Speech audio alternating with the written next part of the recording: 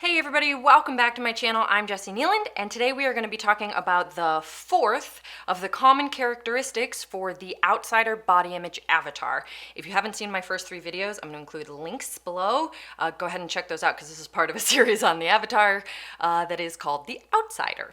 So the fourth common characteristic that I want to talk about that a lot of outsiders have to grapple with is the fact that they tend to blame themselves for everything bad that happens to them. There are so many reasons why a person might blame themselves for the bad things that happen to them. Part of this is just how trauma works. So if you experience trauma, you may, as a coping and survival mechanism, blame yourself. You know, it may protect you from blaming the person who you love who traumatized you. It may protect you from having to enter conflict with that person, because if you were to express, hey, what you did wasn't okay with me, they might leave the relationship. So it might be a protective against abandonment.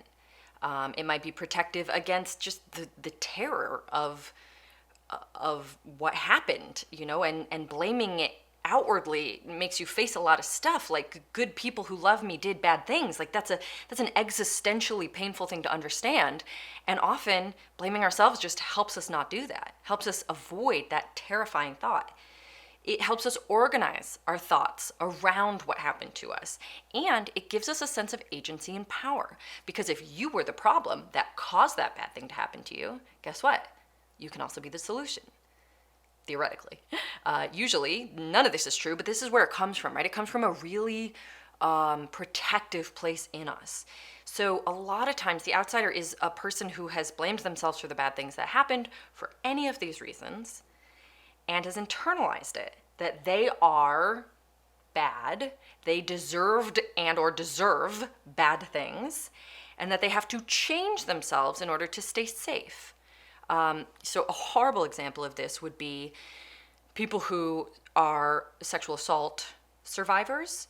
They will often think to themselves, man, I should have run, or I shouldn't have worn that, or I shouldn't have gone, you know, to that person's house, or whatever. Like, they're able to survive the experience, the traumatic experience, by blaming themselves, so that they can then hold on to this idea that I won't let it happen again because I won't go in that house, I won't wear that thing, I won't, whatever it is, you know. It gives them a feeling of, I can keep this from happening next time. And if it was at the hands of somebody who they want to stay in relationship with, it allows them to maintain that relationship as well. Because saying to someone, hey, what you did was sexual assault, it was not okay with me, I didn't give you consent, then you risk that person being like, what are you talking about? That's horrible. I can't believe you would say such a thing. I'm out, you know, and abandoning them. So this is a really clear example of how this can show up. But the outsider will often blame themselves and their bodies, specifically their bodies, or their appearance, for all kinds of bad things that happen to them. And it has to be said, most of the examples, almost all of the examples that I hear of this happening, was not their fault, was not their body's fault. In fact, nothing can be their body's fault. Literally. The way you look cannot cause a bad thing to happen to you. It's not a thing that can happen. Your body doesn't have the power to cause people to attack, violate, assault, or hurt you. It just can't. So even if you looked, I don't know, the worst way a person could look, whatever that is in your mind, that does not give anybody the right to attack you, right? Or to cross your boundaries, or to even just frankly to be rude to you. So a lot of outsiders are holding any number of things that have happened to them, especially criticisms about their body or their weight, you know, an inability to get their needs met in relationship, or actual traumas and violations. Like, they hold all of that as my body's fault. If only I lost weight, then nobody would be critical and attack me at family dinner parties about how fat I am. Like, that's what would stop that from happening. When actually, I mean, it might superficially stop that from happening, but what's really happening is one of your family members is being an abusive asshole, and they are violating your dignity and your right. If you set a boundary there, they are violating your boundary. Like, that is not okay for them to do to you, no matter how you look. And actually, by holding blame for that, the outsider is taking on responsibility for the other person's behavior. And that's why the outsider will be so attuned to other people's feelings and thoughts, etc., is because they hold themselves responsible for other people's behaviors.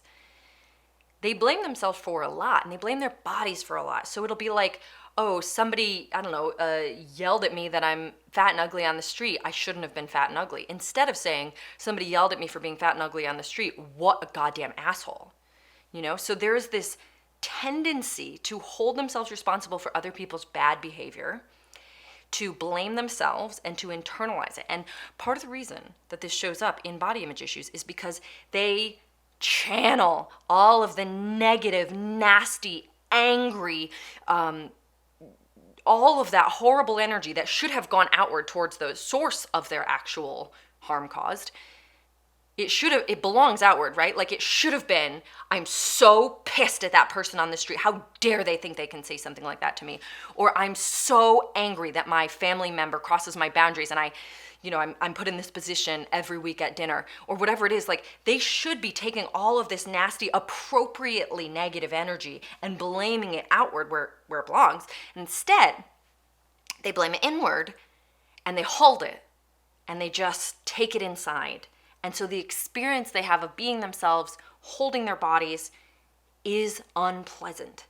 There is shaming happening. There's guilt. It's heavy. It's emotionally and energetically unpleasant because they are aiming outrage inward. You know, they are aiming rage and grief inward.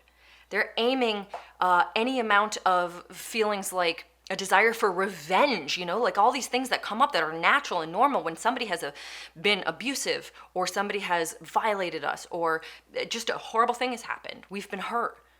All of that energy and emotion, instead of going outward, it just gets aimed right inward, and it becomes a part of the fabric of their relationship with themselves and their bodies, which, as you can imagine, makes it really freaking difficult for them to be like, what a wonderful body I live in. Like, it feels good to be me.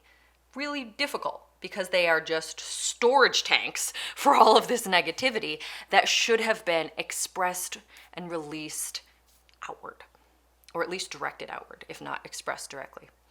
So that is a common characteristic among outsiders. If you resonate with that, you may be an outsider, and there are ways around this that you can heal and move into a space of no longer holding yourself responsible for other people's behaviors, and no longer blaming yourself and your body for the bad things that happen to you, that have to do with like body forgiveness work and frankly, trauma resolution, like with a good therapist or counselor, can be massively healing here.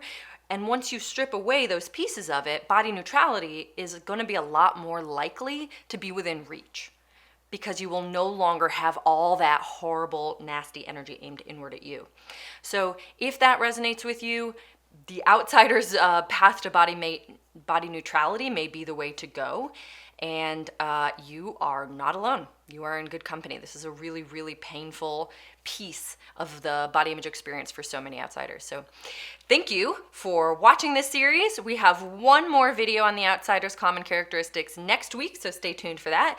Thank you so much for being here, and I'll catch you next time.